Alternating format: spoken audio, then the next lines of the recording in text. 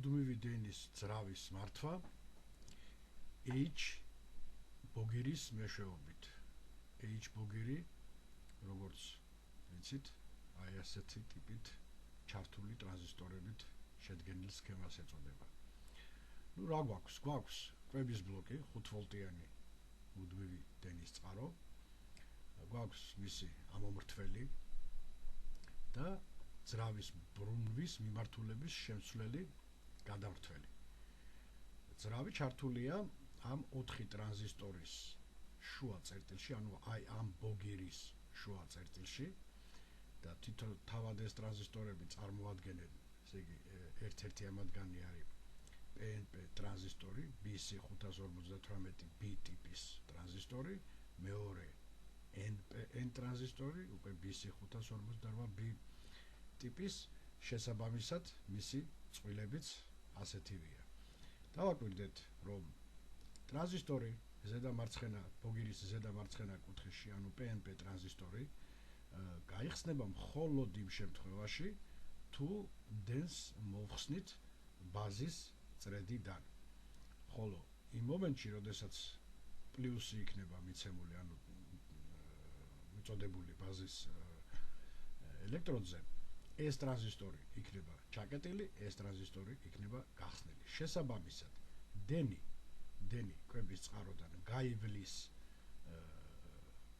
ვერ გაივლის უпростоრად ამ ტრანზისტორის ბაზაში, ემიტერ კოლექტორში, ვინაიდან ბაზაზე მოდებული არის ჩამკეტი პოტენციალი, ეს ტრანზისტორი ჩაკეტილი აღმოჩნდება. მაგრამ იგივე სიტუაციაში მეორე მხარესაც ეს ტრანზისტორი აღმოჩნდება ჩაკეტილ სიტუაციაში, ვინაიდან აქ პლუს პოტენციალი, აქაც პლუს პოტენციალი მიწოდებული. თუმცა იგივე პლუს პოტენციალი ამ შემთხვევაში მიწოდებული იქნება ქვედა ტრანზისტორზე, რომელიც მას გახსნის და მასში გაივლის დენი. ახლა რა არის საჭირო იმისთვის, რომ ამ ტრანზისტორში დენმა გაიაროს, საჭიროა საიდანვე ეს დენი მივიღოთ. ესე იგი, ერთს ვხედავთ, რომ ამ ტრანზისტორიდან ვერ მივიღებთ, მაგრამ თუ აქ მივაწვდით პოტენციალს, დენს უკვე მივიღებთ აი აქედან. მოდით ჩავთოთ ნახოთ.